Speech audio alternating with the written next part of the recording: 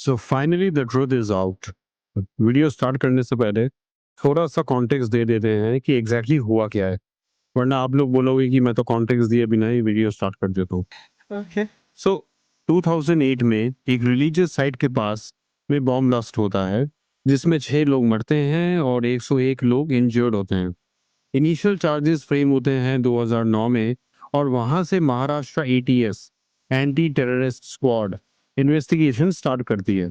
Prosecution ने कहा था कि बॉम्ब साइट में एक मोटरसाइकिल थी जिसमें एक्चुअली बॉम्ब प्लांट हुआ था, और वो मोटरसाइकिल थी साध्वी प्रज्ञा जी की।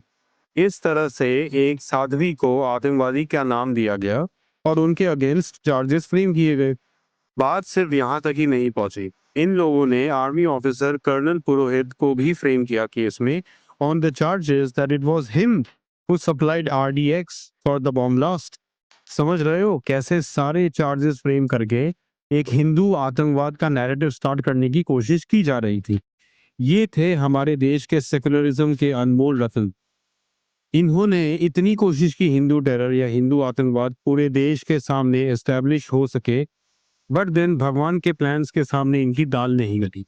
इन्होंने साध्वी प्रज्ञा जी को कस्टडी में रखा, टॉर्चर किया, इनफैक्ट इनह्यूमन टॉर्चर किया, just to make her confess her role in the Malegaon blast case.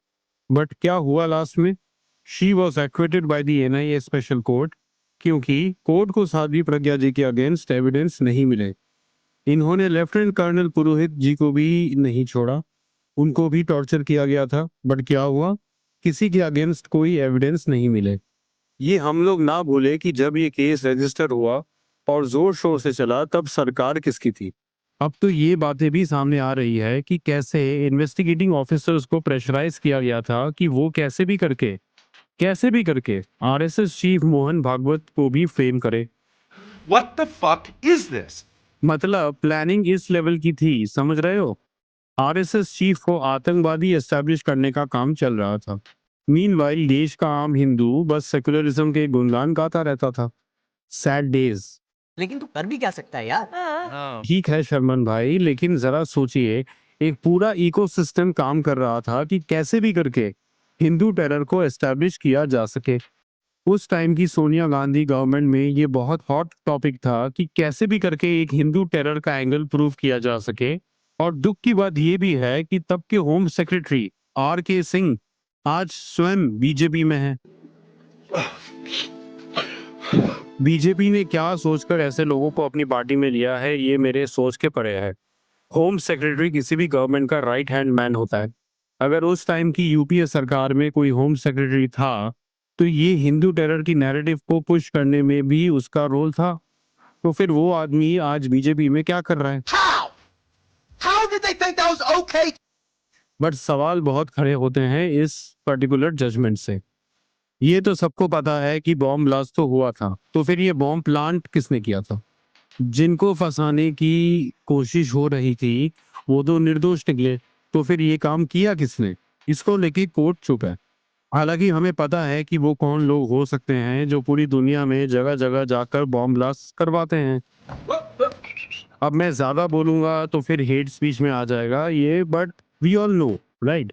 अब उसमें अलग से क्या ही बोले हम। एक मिलेनियम ओल्ड धर्म को बदनाम करने की पूरी तैयारी थी, और उससे जुड़े लोगों को हमेशा के लिए गिल्ट ट्रिप में भेजने की पूरी प्लानिंग हो चुकी थी। और ये सब इसलिए ताकि जो लोग एक्चुअली बॉम्ब ब्लास्ट और आतंकवादी हमलों में पाए जाते हैं, उनको थोड़ा सा ही सही बचाया जा सके। अरे बाप रे, ये तो धोती खोल रहा है।